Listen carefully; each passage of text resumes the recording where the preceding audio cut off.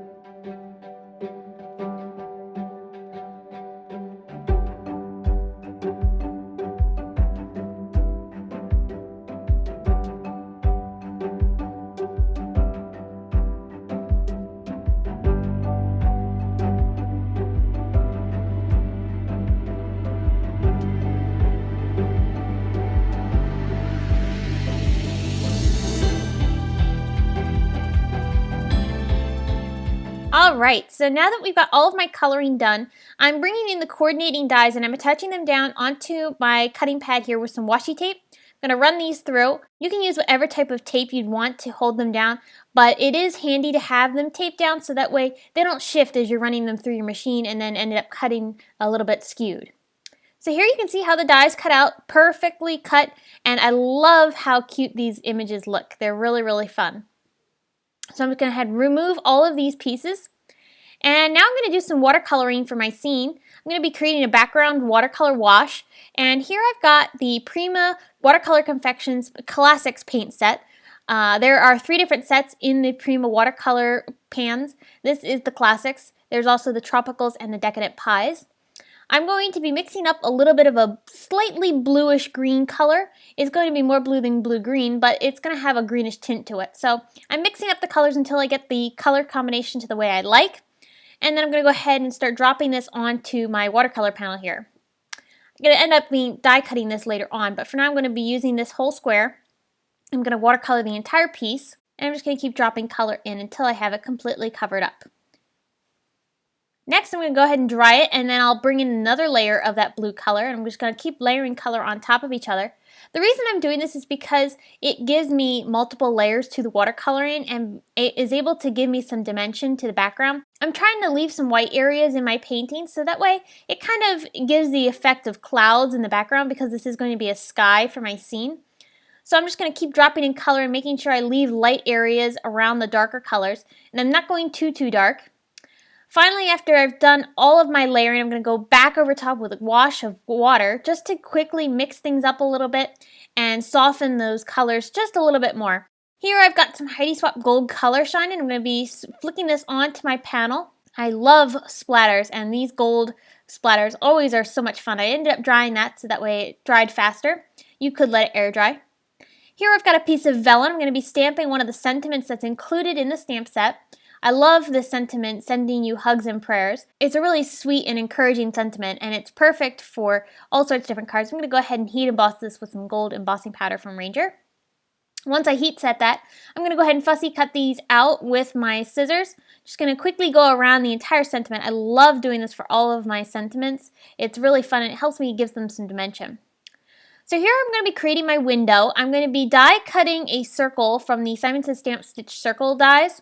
I'm going to run this through my machine.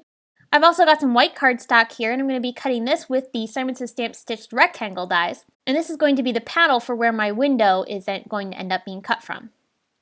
So I'm going to run that through, and then I'm going to take that same panel and I'm going to put the stitch circle back on top using the same size that we used to cut out our watercolor piece.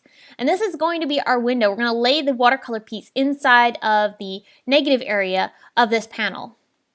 Before I do that though, I'm going to go ahead and score a 4 1/4 by 11 inch piece of cardstock. This is going to be my card base, so I'm going to go ahead and fold that down. This is just some white cardstock. And you can see there's our panel with the little window cut inside. We're going to be using that, and then here is the circle piece. We're going to be laying this inside, and we're actually going to raise the panel, the window panel, up so that way the window is recessed. So we've got a lot going on here in this card, and it's going to create a really great scene for our flowers. Now for our flowers, I'm going to go ahead and start putting these down first. And I'm going to go ahead and start layering pieces on. I ended up coloring more flowers than I needed. I thought I was going to use 2 of the daffodils and then the closed daffodil, but I ended up deciding to only use the one open daffodil and then the other closed one. So you can just kind of mix and match, and I'm going to save those pieces for another card. Here I'm going to quickly lay down some glue onto my leaves and layer these on. Next, I'm going to go ahead and start putting together my window card. So here I've got some score tape, and I'm putting this all around my window panel. Going to get all of that put down, and then I'll go ahead and remove the backing piece. This is where our craft foam is going to get put onto. You've got my craft foam there up above, and I'm just going to go ahead and remove the adhesive, and then I will go ahead and put this right on top of that craft foam. And this is going to give me some nice even dimension on this panel, and I love the way that I get such nice even coverage. It's perfect for when you're mailing cards too, because they won't get flattened or anything in the mail. So I'll just go ahead and trim that excess down, and then we'll go ahead and take that same stitch circle die, and we're going to go ahead and cut that out. We're going to cut that same window that we had created previously on the panel. So I just line that back up, and then I'll go ahead and run that through my machine once again. Alright, so now I need to take that same score tape, and I'm going to go ahead and attach it to the backside of the foam this time. And I'm just going to quickly cover this all up so that way the backside has lots of adhesive on it. And then I'll go ahead and remove the backing and put it on top of our little card panel here. And this is creating perfect dimension. I just love creating windows like this because it's really fun. This is also a great way to be able to make shaker cards. You just put the shaker element in the back side of this panel before you attach it down onto your card base. So here's the panel for my scene. I'm going to fit this inside of my little window panel here. Just quickly slip that end in there. Alright, so now I've got some Cool Tack clear foam tape. I love this foam tape for attaching things like vellum to give them dimension. It's clear so you don't see it as much as you would white foam tape. And this is really inexpensive too. So I'm going to go ahead and cut a piece of this and put it on the back side of my vellum. And then I'll go ahead and remove the backing piece and put that right on top of my panel here. And you can see once I get it put down, you can't even tell that it has adhesive on the back side of this vellum. Alright, we're almost done. I'm going to be putting some foam tape on the back side of these butterflies. I'm also going to be giving them a little bit of a lift dimension look. So what I'm doing is I'm putting some foam tape on each side of this butterfly. I ended up coloring another butterfly because I wanted to have two. I folded the butterfly's wings in half there, and I'm pressing the part where I put the glue right there in the middle down onto my paper until it adheres. And I've got that foam tape on each side of the wings, which are lifting the wings up and giving this butterfly a lifelike look. It's really, really cool and a lot of fun to be able to create some fun dimension to your card. I'm going to do the same thing with this other butterfly, except I'm only doing one piece of foam tape on the top part of the wing, and then the bottom portion of the butterfly is getting adhered right down onto the card. So you can see there, I'm just folding that over a little, and then I'll go ahead and push that down onto the card. Alright, and finally I'm going to take some Pretty Pink Posh Sparkling Clear sequins. I love these sequins. They're one of my favorites, and I'm going to go ahead and attach these down. All of the liquid glue I'm using here is PPA matte adhesive.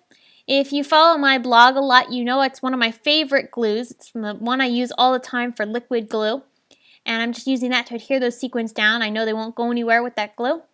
I'm using some Wink of Stella glitter to these daffodils as well as the butterflies.